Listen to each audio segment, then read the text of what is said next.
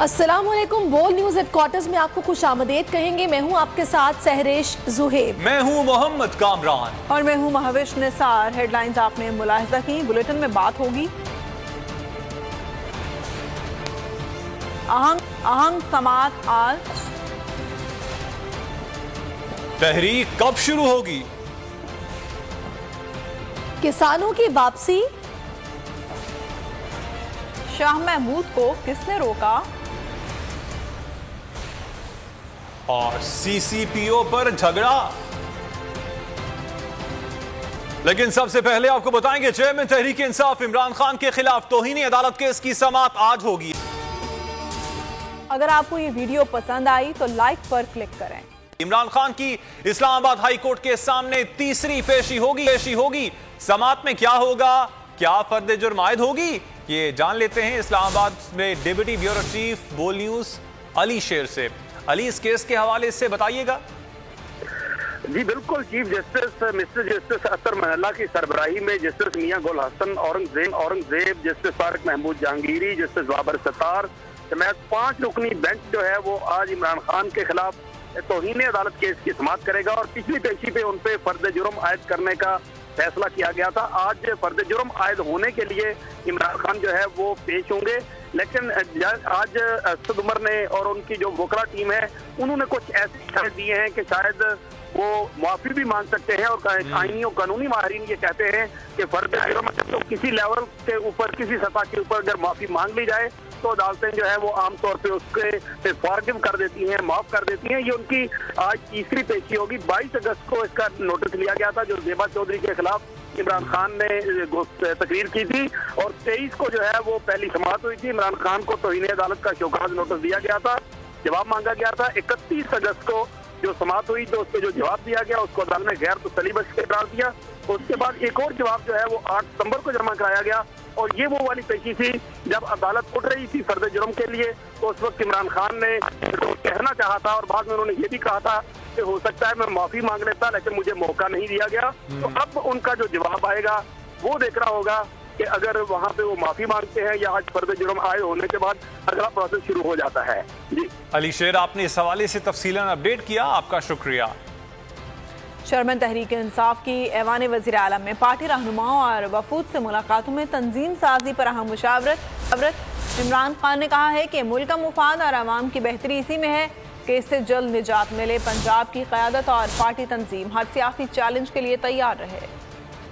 आपने आज वादा करना है, मैं जो अब इस तहरीक में निकल गया हूँ, मेरी हफ्ते से ये तहरीक शुरू हो जाएगी। आपने मेरे साथ निकलना है जब मैं आपको कॉल दूं इस मुल्क को हकीकी तौर पे आजाद करने के लिए। और मैं अपनी सारी कौम को आज आपके सामने कह रहा हूँ कि आगे से जो भी आपको नामालूम नंबर से टेलीफोन करके धमकियां दे, उसको वापस धमकी दो ये कहते हुए कि मेरा आइन मेरे फंडामेंटल राइट को प्रोटेक्ट करता है। फ्रीडम ऑफ स्पीच मेरा राइट है। माइशत सुकड़ती जा रही है, बेरोजगारी बढ़ती जा रही है, और दूसरी तरफ महंगाई आसमानों पे जा रही है। 50 साल तारीख में सबसे ज्यादा आज पाकिस्तान के अंदर महंगाई है कि जब भी अब पाकिस्तान हमें इंशाअल्लाह इस दलदल से निकालेंगे तो सबसे ज्यादा जरूरत है इस मुल्क को रूल ऑफ लॉ की है, कानून की बालादस्ती की जरूरत है इस कौम को। जब तक इस मुल्क में इंसाफ का निजाम ठीक नहीं होता,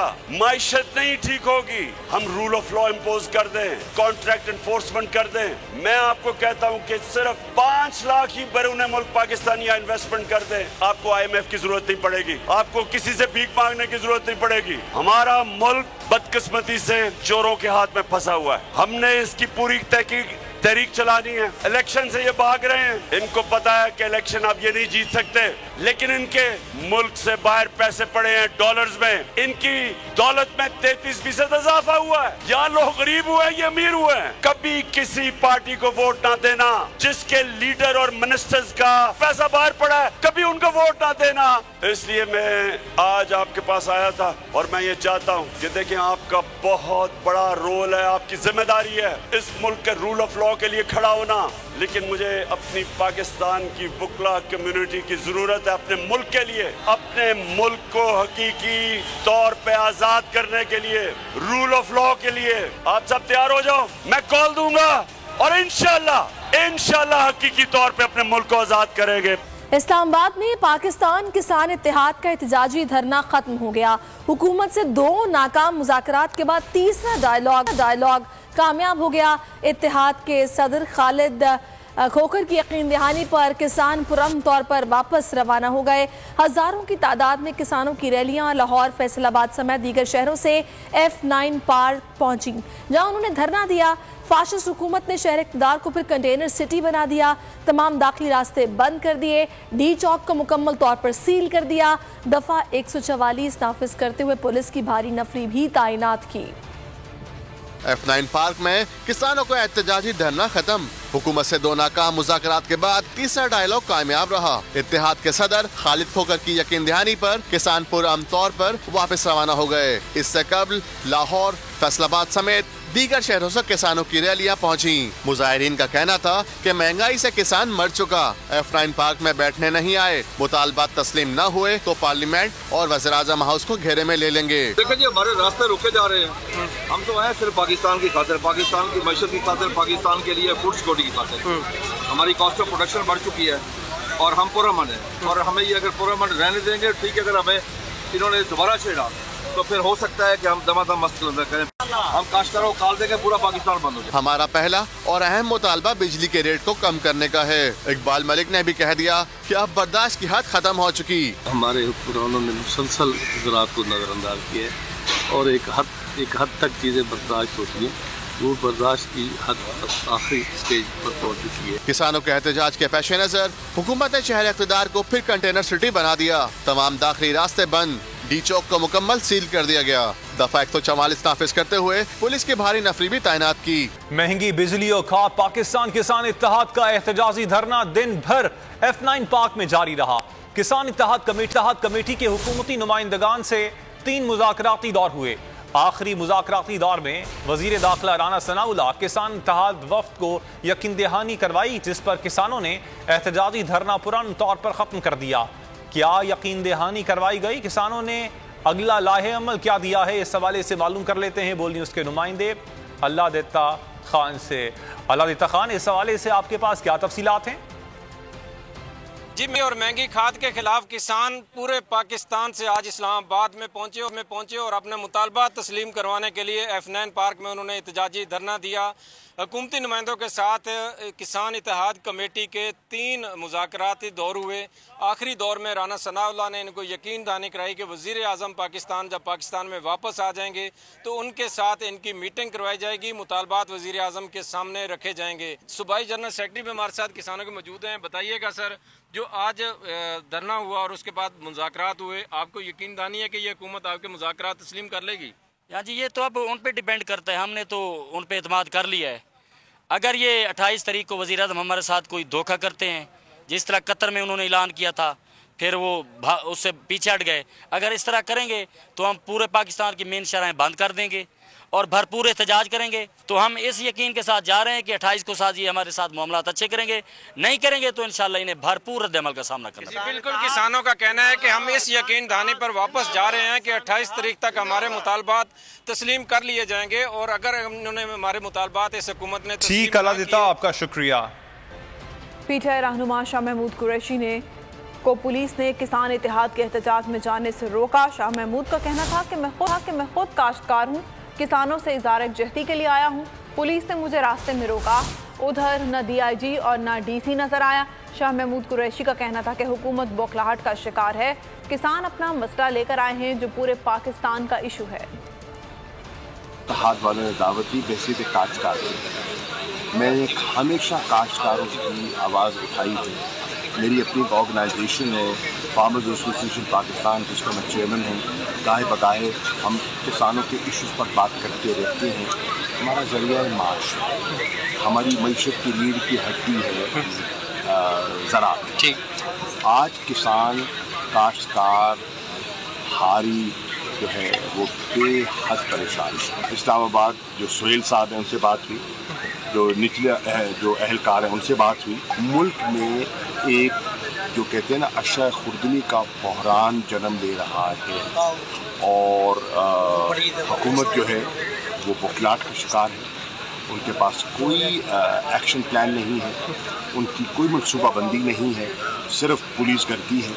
और मैं एक शहरी हूँ, मैं इदारे जब खेती के लिए आया तो मैं काश्तकार हूँ, मैंने कोई दफ़ा 144 की खिलाफ वर्जी नहीं की, मैं अकेला आया हूँ। पीटीआई रहनुमा शाह महमूद कुरैशी की किसान इत्तेहाद एहतजाज में शामिल होने का मामला, पीटीआई रहनुमाओं का शदीद रद्द-ए-अमल। असद उमर ने ट्वीट में कहा कि इस्लामाबाद में लगता आइन और कानून खत्म कर दिया गया है। बाबर अवान ने कहा कि डीसीए के वज़ीर-ए-आज़म ने शाह महमूद कुरैशी को किसानों से गैर आइनी तौर पर मिलने से रोका। फैसल जावेद खान ने कहा कि शाह महमूद कुरैशी को रोकना इस हुकूमत की बौखलाहट को अयां करता है। आजम सवाती ने कहा कि ये इम्पोर्टेड हुकूमत कितनी आवाज़ों को दबाने की कोशिश कर रही है। अली जैदी ने कहा कि इस्लामाबाद पुलिस का शर्मनाक रद्द-ए-अमल, ये हमारे बुनियादी हकूक़ को पामाल कर रहे हैं। जरताज गुल ने ट्वीट किया, इम्पोर्टेड हुकूमत ओशियत कंडों से बाज ना आई। 25 मई को कुछ नहीं हुआ था, इससे ज्यादा इनके साथ होगा। ये लोग मुल्क में अफरा तफरी फैलाना चाहते हैं। वजीर दाखिला राना सनाउल्लाह की गीदड़ भपकियां। बॉलीवुड के प्रोग्राम ऐसे नहीं चलेगा में एंकर पर्सन डॉक्टर फिजा अकबर से बातचीत करते हुए राना सनाउल्लाह का दावा था कि पुरअमन एहतजाज करें तो हम सिक्योरिटी देने को तैयार हैं।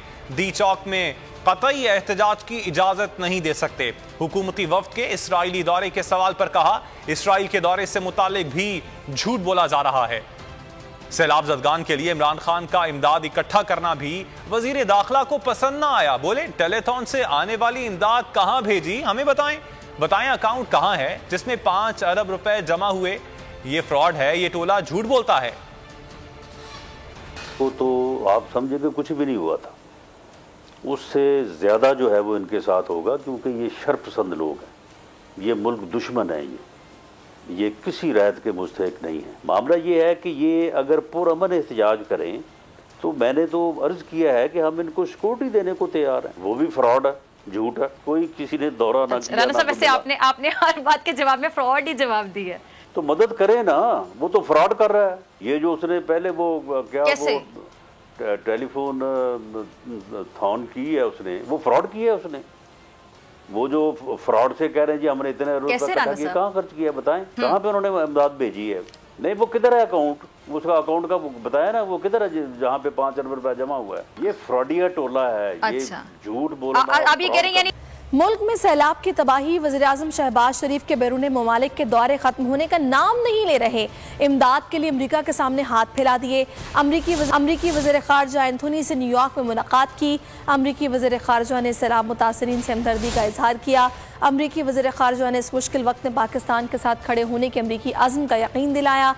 IMF की मैनेजिंग डायरेक्टर क्रिस्टलिना जॉर्जिवा और सदर वर्ल्ड बैंक डेविड मॉलपॉस ने वज़ीर-ए-आज़म मोहम्मद शहबाज शरीफ से मुलाकात की। अमरीकी सदारती एलची जॉन कैरी ने वज़ीर-ए-आज़म से मुलाकात की, अमरीका की भरपूर मदद का यकीन दिलाया। वज़ीर-ए-आज़म को बैरूनी दौरों से फुर्सत नहीं है और मुलाकातें की जा रही हैं और कहा जा रहा है कि पैसों की अशद ज़रूरत है, हमारी मदद की जाए, जिस पर अमरीकी जो आला हुकाम थे उनकी जानिब से हमदर्दी का सैलाब ज़दगान के साथ इजहार किया गया।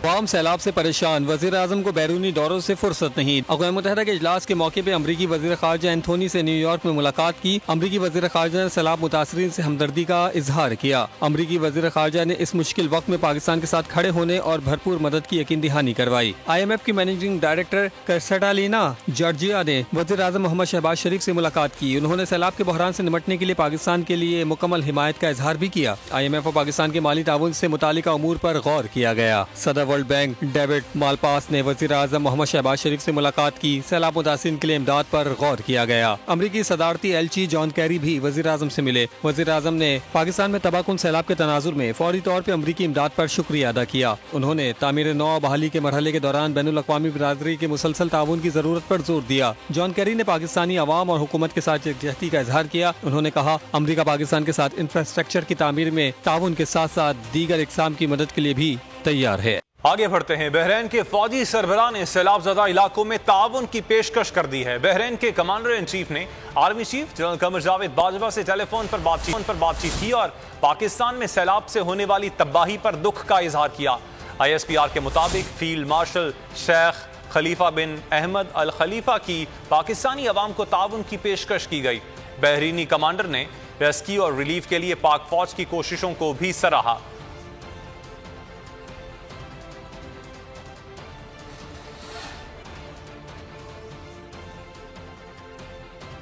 शहबाज सरकार अपनों के हाथों ही शर्मसार। सैलाब ज़दगान के लिए बराह रास्त मीटिंग ने हुकूमती नालायकी के पोल खोल दिए। साद रफीक ने सैलाब ज़दगान की इमदाद में नाकामी पर हुकूमत को आड़े हाथों ले लिया। कहा, हम नाकाम हो गए, दुनिया हमें पैसे नहीं दे रही। सैलाब ज़दगान जिस इमदाद के मुस्तहिक थे वो नहीं की गई। 80% सैलाब ज़दगान अपनी मदद आपके तहत काम कर रहे हैं। सैलाब ज़दगान की मदद के लिए तहरीक का जो मोमेंटम बनना चाहिए था वो नहीं बन सका। चीज नहीं है, लेकिन हमारे अपने हालात ये है। मुझसे पूछा जाना चाहिए ना कि मैंने अपने हल्के से कितना मोमेंटम बिल्डअप किया है। अभी तो TMNN ने अपना कोई काम नहीं किया। मैं बड़ी माजरत खाऊं, क्यों नहीं किया हमने अपने हिस्से का काम। पहले मैं लाहौर में जाके कैसे पैसे मांगू किसी से? लोग मुझे पूछेंगे नहीं कि तुम्हारे 10 MNA है और तुम्हारे 20 MPs है, तुम लोगों ने खुद तो किया नहीं, पहले तुम खुद करो फिर हमारे पास आओ। तो बहुत माजरत, लेकिन सच यही है और सच हमें आपको बताना चाहिए। आप सिर्फ जितनी भी एफर्ट करें और बाहर से जितनी भी मदद आए, पहली बात है 22 करोड़ का मुल्क हम लोगों को मोटिवेट नहीं कर सके उस तरह।